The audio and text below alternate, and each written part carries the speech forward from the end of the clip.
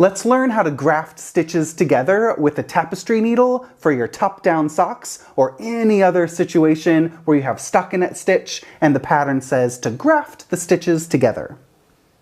Grafting with stockinette stitch. Break your tail of yarn. Whenever you break your yarn to do this grafting technique, I like to have the yarn be about 4 times the length of stitches that we're going to graft. So I'm working in the round, so this is what my fabric length looks like. So I want to break my tail of yarn about 4 times the length of that.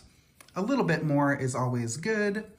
And to start your grafting, make sure that half of your stitches are on the back needle and half of the stitches are on the front needle, and both needle tips are pointing towards the right. With that broken tail of yarn, insert the tapestry needle purlwise through the front stitch needle and go through the back needle stitch knitwise, like this. That's just to prepare the grafting. Now, go through the front needle stitch knitwise and take it off. And then go through the next front needle stitch purlwise and leave it on. The back needle, we're going to go through the first stitch on the back needle purlwise, take it off. And then the next back needle stitch, knitwise. Go through it knitwise and leave it on. Okay, so the rhythm that you want to think is for the front needle, we're going to go knitwise off, purlwise, leave it on. So go through the first stitch knitwise off, and then the next stitch on the front needle, purlwise, leave it on. And we're going to do the opposite for the back needle. Purlwise off, and the next back needle stitch, knitwise, leave it on. Okay, so knitwise off, purlwise, leave it on. Purlwise off, knitwise, leave it on. All right, the front needle, knitwise off, and the next front needle stitch, purlwise, leave it on. The back needle, purlwise off, and knitwise, leave it on. Whenever you pull the yarn through, you can give it a little tug. You don't want it to be too tight or too loose. So whenever you're looking at the stitches, mine is a little bit loose, but if it's loose, you can just pull on the stitches like this to tighten them up. So don't worry if they're a little bit too tight or too loose. You can always pull on them a little bit later, but just give it some practice to try to make sure your tension matches the length of the other stitches.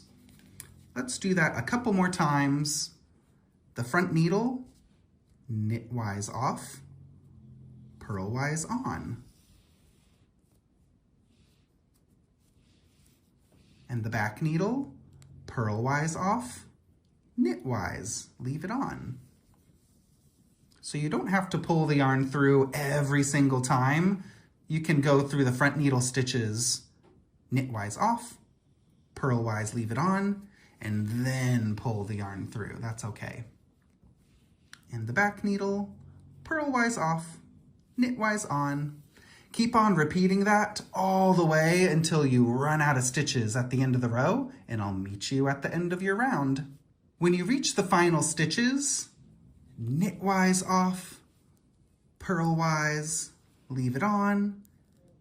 The back needle, purlwise off, knitwise, leave it on. You've got 1 stitch left on each needle. Just go through the front needle stitch, knitwise, and the back needle stitch, purlwise, like that, to finish it off. And look at that, it's perfectly seamless. Again, if it looks a little bit too loose or too tight, just pull on the stitches and tidy them up to make them match the tension. And the more you practice, then the first time you do this grafting, it'll come out perfect, I promise. There's that beautiful grafted stockinette stitch finish. So this happens most frequently on my top-down socks for the toes, right there. I just love how clean and finished that technique is. All you need is a tapestry needle and you just sew and graft those stitches together. I use it for all my top-down socks, like the glittering snowscape socks. The Pierre socks have that little grafting toe. It's such an invisible method, and if it ever feels too tight or too loose, you can always take your tapestry needle into the stitches and just pull on the neighboring stitches to tighten up or loosen up the situation to make it look perfectly seamless.